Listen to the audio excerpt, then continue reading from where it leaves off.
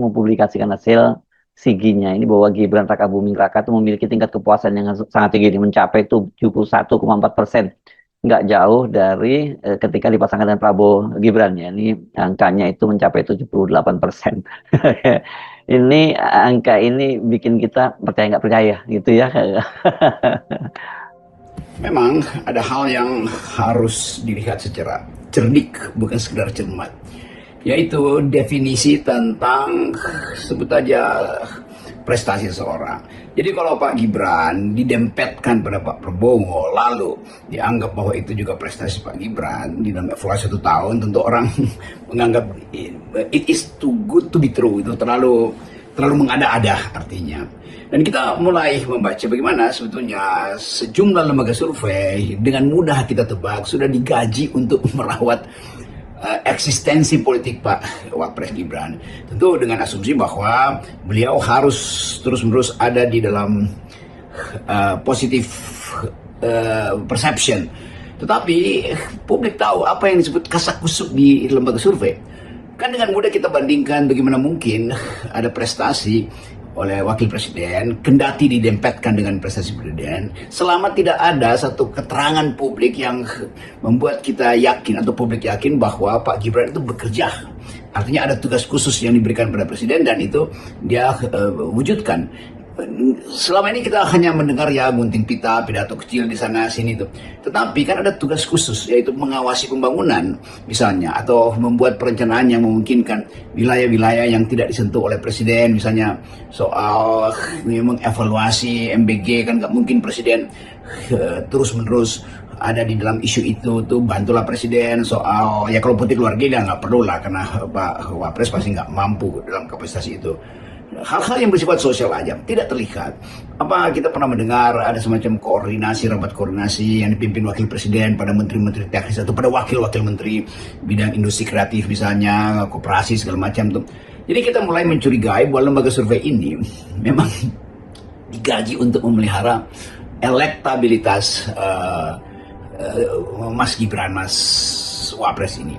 Dan kita mulai menduga bahwa memang ada operasi besar untuk merawat elektabilitas. Sebut aja elektabilitas, karena tentu Pak Wapres, Pak Gibran punya misi atau bahkan ambisi untuk jadi presiden di kemudian hari.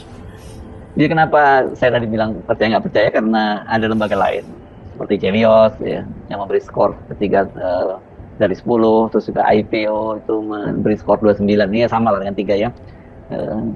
Nah, karena waktu pengambilan datanya nggak jauh, ini kan pada bulan Oktober, atau dalam boleh dibilang itu dalam waktu yang berdekatan, bagaimana mungkin ini hasilnya kok sangat berbeda jauh?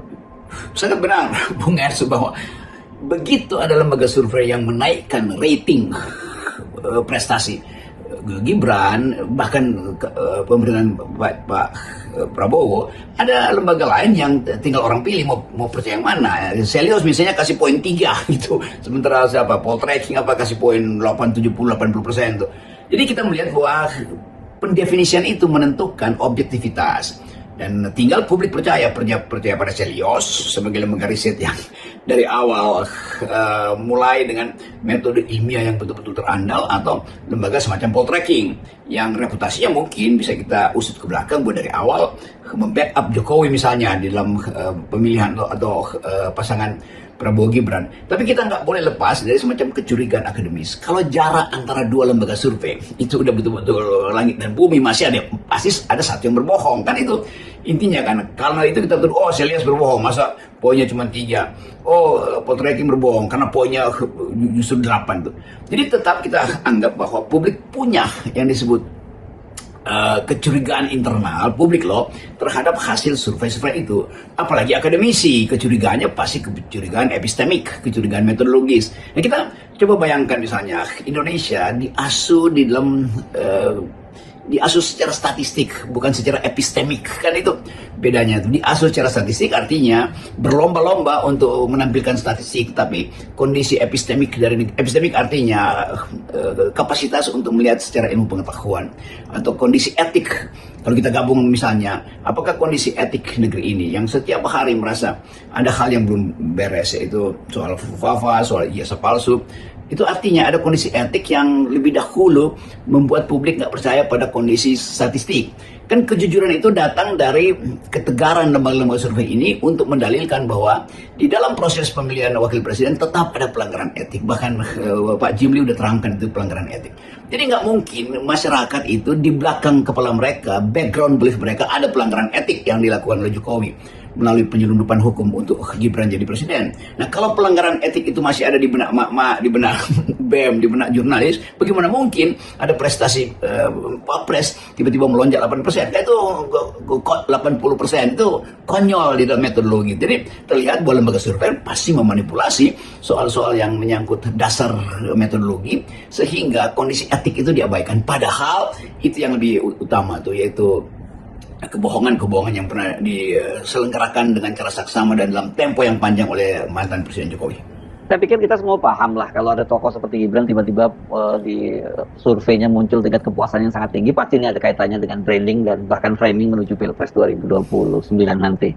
Ya, betul sekali. Tentu sebagai seorang tokoh politik, kendati bukan lagi presiden, Presiden Jokowi punya kepentingan politik dan itu hendak diselenggarakan satu-satunya cara melalui keluarganya tuh. Kan itu akan dibuat partai PSI yang isinya ada keluarga, partai calon wakil presiden udah pasti calon presiden 2009 udah pasti Gibran, atau bahkan dikunci dulu Gibran, udah suruh magang dulu 2 kali wapres misalnya dengan Pak Prabowo, lalu seolah-olah dihasilkan semacam kesepakatan bahwa Presiden Prabowo 2 periode itu. Tapi kita mau lihat sebetulnya usul Pak Jokowi waktu itu apa gunanya tuh, ya tentu untuk melindungi dalam 2 periode ke depan. Jadi 2034 Pak Jokowi itu selamat dari tuduhan-tuduhan malpraktek di dalam kebijakan atau maladministrasi atau bahkan korupsi dalam soal kita tahu. Semua itu sebagai indikasi atau hipotetik mesti kita baca dalam rangka melihat bagaimana kecemasan Pak Jokowi membayangkan nasib dia masa depan. Dan itu bayang-bayang Nepal pasti ada di situ tuh secara tidak langsung tuh. Bayang-bayang beberapa negara yang akhirnya bergejolak karena soal tidak suka dengan presiden sebelumnya, dibongkar kasusnya tuh di beberapa negara, Maroko, kemarin Nepal, lalu Bangladesh, lalu apalagi tuh di Asia sebetulnya, yang rejimnya akhirnya jatuh karena tekanan publik. Jadi Pak Jokowi mungkin juga bukan dia dibisiki, punya pengetahuan yang ya dengan intuisi merasa tidak aman dan tidak nyaman kalau terus-menerus diganggu secara politik atau dibongkar kesalahan-kesalahan beliau dari segi konstitusi, kebijakan publik, infrastruktur yang menguras anggaran itu di masa lalu tuh. Dan itu yang akhirnya orang anggap bahwa berarti Presiden Jokowi mempersiapkan Gibran dengan mulai mengandalkan peralatan yang masih dia kuasai, itu opini publik dan pasar dan lembaga survei. Kan itu uang yang besar. Nah, sebaliknya kita mulai mengerti, ya sebagian oligarki mungkin merasa bahwa ya lebih nyaman kalau balik lagi pada sistem cara memelihara, atau bukan cara memelihara, cara membuat relasi yang menguntungkan dengan kekuasaan, yaitu Gibran, yang juga modusnya sama dengan kekuasaan oligarki atau pengaruh oligarki terhadap Pak Jokowi. Kan itu mudahnya kan bagi oligarki, yang ada soal siapa punya pemimpin, yang penting modal tidak tersentuh. Sementara kita lihat sangat agresif Pak Prabowo untuk mengejar para oligarki ini kan.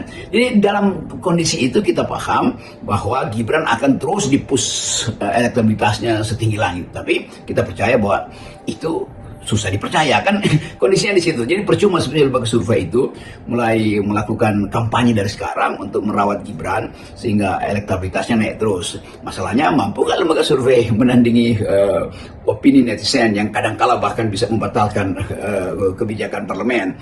Opini netizen bahkan bisa membatalkan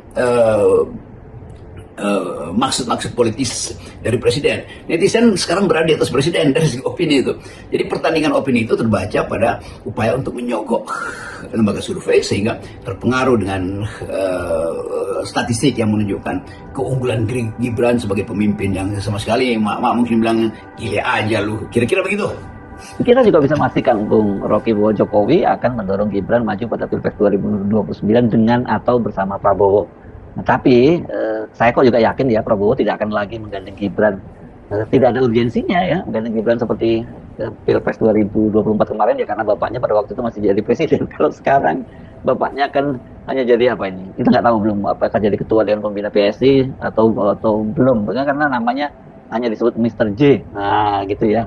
Apakah itu Jokowi atau Joko yang lain? Nah, kita nggak tahu. Ya, betul sekali, Bung Hersu, bahwa tetap ini semua harus kita baca di dalam proyeksi ke 2029. Kalangan Gerindra pasti sudah lengkap bersiap, atau Pak Prabowo 2 periode, tetapi wakil presidennya pasti bukan Gibran, itu udah pastilah. Berarti siapa wakil presidennya? Kita tahu di kalangan Pak Prabowo, tokoh-tokoh ada yang pro masyarakat sipil, ada yang secara organik menempel terus pada presiden, ada yang dari lingkaran kesepakatan persahabatan dengan presiden di masa lalu, ada yang punya potensi untuk menghidupkan kembali pikiran-pikiran partai sosialis lama yang didirikan oleh mendiang Profesor Sumitro Hadikusumo. Jadi di kalangan Gerindra sendiri pasti kader tersedia tuh, tetapi bukan Gibran. Menurut analis saya bukan Gibran lah yang, kalau misalnya ide-ide Pak Sumitro dijadikan sebagai pedoman untuk membangun kembali Indonesia, ya pasti Gibran buta huruf terhadap itu kan.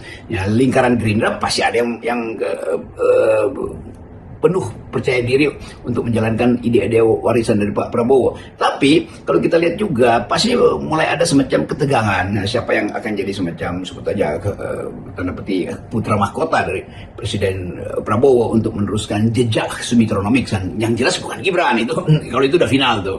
Tinggal kita lihat si A mungkin, si M, si G, siapapun itu.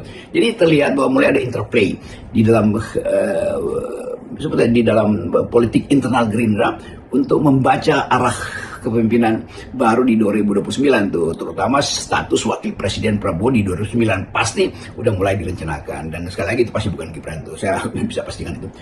Yang kedua, mulai juga terlihat tokoh-tokoh lain di luar circle Gerindra yang mulai memunculkan diri untuk menguji kapasitasnya. Ya tentu Pak Kang Deddy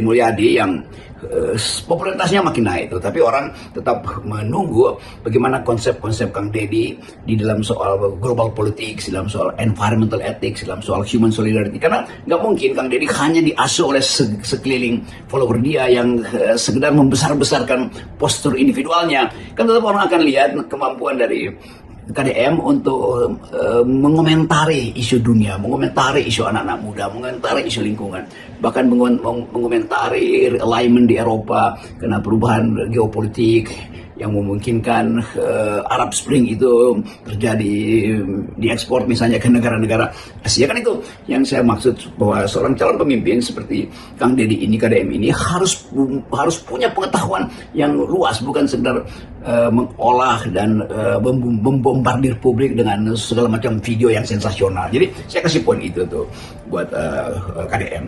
Demikian juga Pak Purbaya yang tiba-tiba muncul sebagai koboi dengan watak karakter yang unik. Itu pasti mulai orang merasa bahwa oke, ini potensi ke 2029. Dan tentu bagi Pak Purbaya latihan hari-hari ini juga dimaksudkan untuk membekali diri sendiri dengan kemampuan retorik, kemampuan logik, sekaligus kemampuan personal branding. Kan itu dasarnya tuh. Dan kita mulai menganggap bahwa ada potensi yang lain yang sebetulnya udah dari awal punya maksud yang sama, Pak AHY, Mas Anies Baswedan, dan beberapa tokoh mungkin. Tetapi tetap akan ada orang-orang baru, karena ini masih ada 4 tahun ke depan yang tiba-tiba muncul dari daerah. Misalnya ada Gubernur Maluku Utara, Ibu Sherly, bahkan ada Gubernur Aceh yang Mualim, yang berupaya untuk memperlihatkan kepemimpinan baru. Jadi bahkan banyak mantan aktivis yang masuk dalam politik tetap jadi aktivis dan percaya bahwa mereka justru bisa tiba di 2009. Saudara Bursa misalnya, dan semua itu kita baca sebagai potensi Indonesia untuk tumbuh. Tapi sekali lagi, potensi itu biarkan tumbuh di dalam rasionalitas, bukan melalui rasionalitas lembaga-lembaga survei yang memang disogok untuk hanya membesar-besarkan seseorang. Saya kira itu perenungan akademis.